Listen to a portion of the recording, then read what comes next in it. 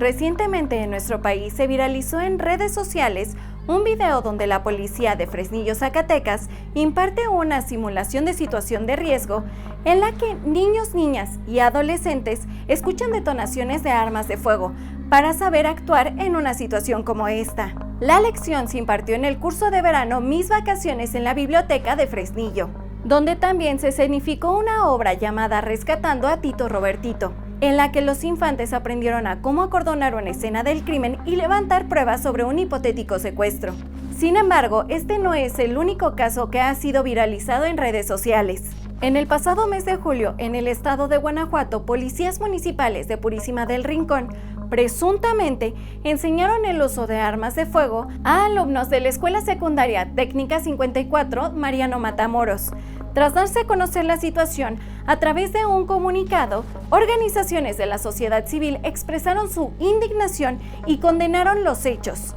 Añadieron que los uniformados llevaban la consigna de impartir pláticas sobre prevención de las adicciones y violencia, como parte del programa Planet Youth. Por su parte, las autoridades aseguraron que se iniciará una investigación y se sancionará a quienes estuvieran involucrados. Si bien estas situaciones fueron controversiales, son muy diferentes entre sí. El coordinador de Tejiendo Redes Infancia, Juan Martín Pérez García, nos explicó por qué. Tenemos al monstruo en la habitación y no hablamos de ello. Y me refiero a la guerra. México tiene ya 16 años en guerra, más de 17 millones de armas ilegales, más de 100,000 personas desaparecidas. Ya perdimos el número de los cientos de miles de personas también asesinadas. Entonces es real que está sucediendo pues confrontaciones, control territorial, estamos viviendo en una guerra. Lo que estamos mirando en Fresnillo es solamente el síntoma de los territorios que están viviendo la guerra en tiempo real y que nos cuesta trabajo en el centro del país o en las grandes ciudades comprenderlo. Lo vemos lejano, incluso nos parece escandaloso, pero forma parte de su realidad.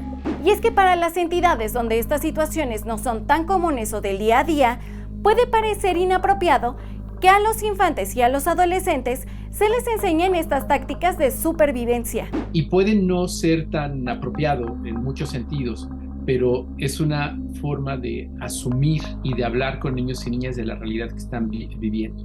Y eso nos lleva a 3 elementos muy puntuales. Tenemos que hablar con niños, niñas y adolescentes de la guerra.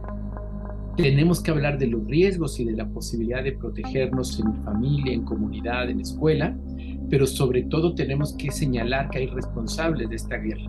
Me refiero para continuarla o para cambiar la estrategia, y esto le corresponde al Estado mexicano en el gobierno federal y los gobiernos estatales. Asimismo, Juan Martín nos explicó en qué se diferencia esta situación de la de Guanajuato. Guanajuato claramente es aberrante e ilegal, porque en Guanajuato les están enseñando a usar armas, además que son de uso exclusivo del ejército, y esto se tiene que investigar. Sabemos que no lo va a hacer la Fiscalía de Guanajuato, que es omisa y cómplice de muchos crímenes en el estado, pero nos muestra precisamente cómo frente a una realidad concreta de guerra, tenemos 2 comunidades que responden distintas. Y entender que una de estas comunidades no está normalizando la violencia, sino que busca inculcar espacios seguros, mientras que al mismo tiempo procura la no repetición de estas situaciones. Porque la clave de esto no es solamente tirarte al suelo, sino entender que las autoridades están cumpliendo con su responsabilidad, que es investigar, que es sancionar y que esto no vuelva a suceder. De otra manera, pues solamente los estamos adaptando a que se normalicen, que esto así es, que así seguirá siendo y que no hay nada que hacer. Es decir, no esperamos que este ejercicio sea de resignación, sino de creación de entornos seguros y un detonante de la conversación con niños y niñas de la guerra que se vive en México. Además que desde tiempo atrás las recomendaciones internacionales han señalado al gobierno de nuestro país que la estrategia de militarización en contra de la guerra ha salido cara para las y los mexicanos. Sino es el Estado mexicano que ya ha sido múltiples ocasiones por órdenes internacionales, por recomendaciones internacionales señalado que la estrategia de militarización de guerra nos ha costado muchas vidas, sangre y proyectos de futuro. No es el camino. Y es que como en otras situaciones se tiene que llegar a la raíz del problema para generar un verdadero cambio y que esta situación se modifique. Insisto, creo que hay que recuperar también lo que el Comité de Derechos del Niño de Naciones Unidas le pidió a México desde 2011, ya hace ya más de 11 años.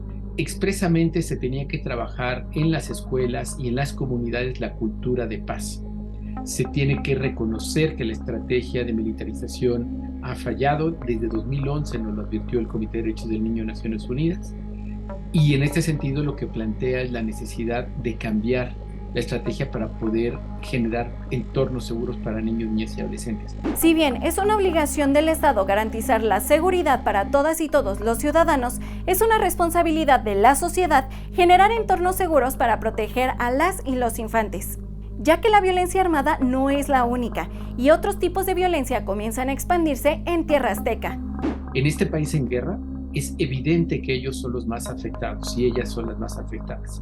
Por ello es que tenemos que asumir la responsabilidad y la obligación que el Estado mexicano y todas y todos tenemos para que ellos tengan una vida libre de violencia. Esto no está sucediendo y no solamente nos referimos a la violencia armada generalizada, sino muchas otras formas de violencia que se están extendiendo en el territorio y que así no hay posibilidad de construir proyectos de vida. La violencia poco a poco ha predominado en nuestra sociedad y es por eso que es una responsabilidad de todas y todos poner ese granito de arena para ir revirtiendo esta situación. Y comencemos a tener espacios seguros que no solo serán para los infantes y los adolescentes, sino para todas y todos los ciudadanos de nuestro país. Yo soy Aislinn Cosbert, te recuerdo que estás en La Octava y nos vemos en la siguiente.